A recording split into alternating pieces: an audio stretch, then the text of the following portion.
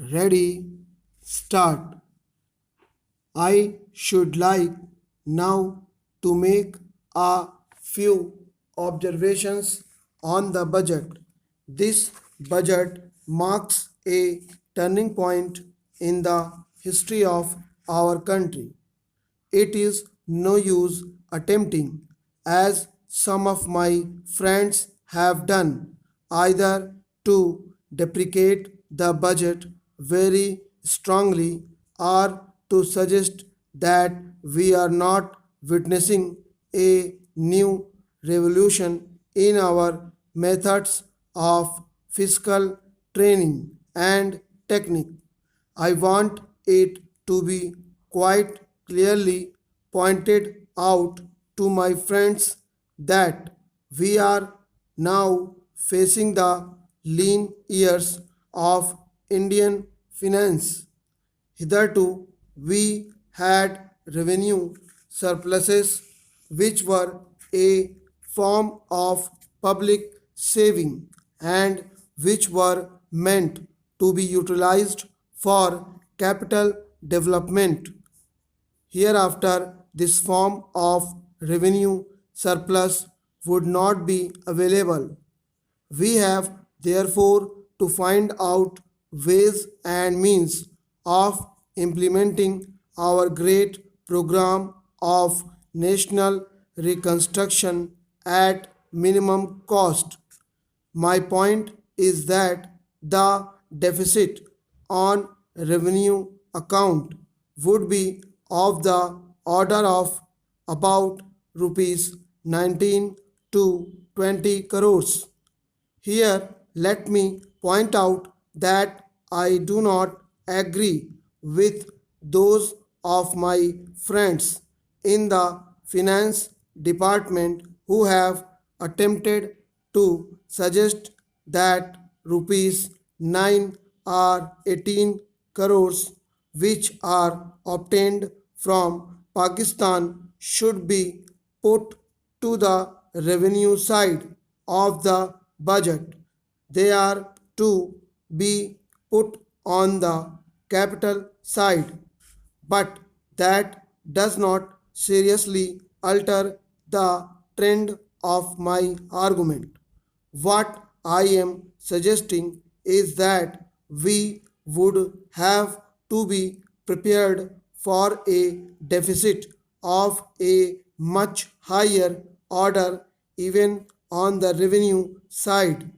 That itself should make us realize that there are very many problems which we have to face and that we have to undertake ways and means of increasing the resources of our country so that it might be possible for us to have a greater amount of surplus or a greater amount of public saving for the purpose of financing capital development. The finance minister, in the course of his speech, Mr. Deputy Minister, pointed out that the deficits during the past 2 years were of the order of rupees 83 crores.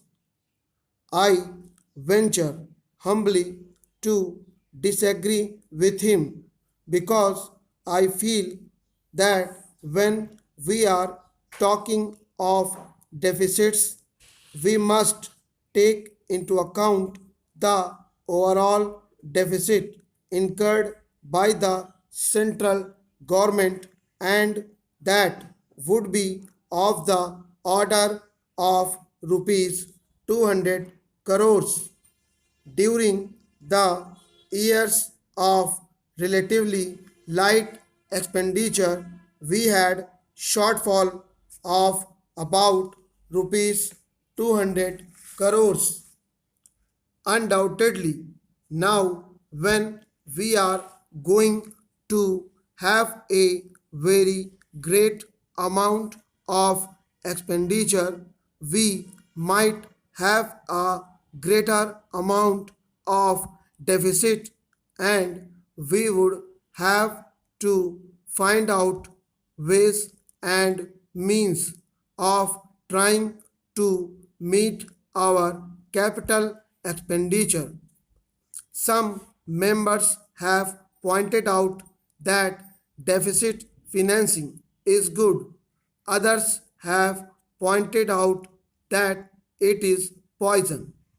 One honorable member who preceded me pointed out that it could be taken like a tonic. Now I am not willing to enter into the merits of deficit financing or demerits of deficit financing in an academic spirit. The time has now come when we should face realities. I do suggest that we have to indulge in deficit financing because without indulging in deficit financing, it would not be possible for us to indulge in capital expenditure on such a large scale. But when we are talking of the scope of deficit financing, I would like to place before the House the Finance Minister the two great limitations which face us. The first limitation that faces us is that concerning the internal price level. The Honorable the Finance Minister referred to the cost of living. He said that he was going to keep a watch over the cost of living so that it may not shoot up within a short period and make a mess of the plans of capital development. But there is another limitation which has also to be borne in mind, a limitation which has not received as much notice as it should have done in all the discussions that have taken place on deficit financing. That limitation is the external limitation or the limitation which arises on account of our balance of payments position. I think this is an important. Mr. Deputy Speaker, as the internal price level, and I should like to elaborate that particular point a bit more because I feel that a time will shortly arrive when we might have either to reconsider our policy or might even have to leave the steering club of which we are a member. The second serious limitation is as serious as the first. What would be the consequences of deficit financing on our balance of payments?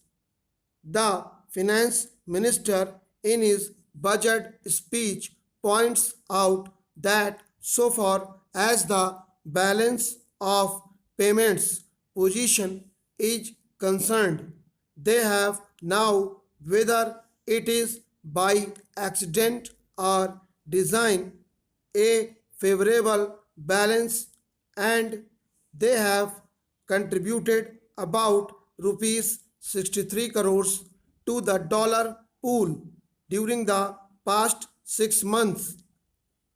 But the moment we indulge in deficit financing, we have to be prepared for worsening of our balance of payments. Stop. There are two wrongly spelt words, that is sterling and worsening. One word, that is and, in the 10th line of the second page was left during dictation. Deduct your three mistakes from your transcription. Finally, thank you for watching.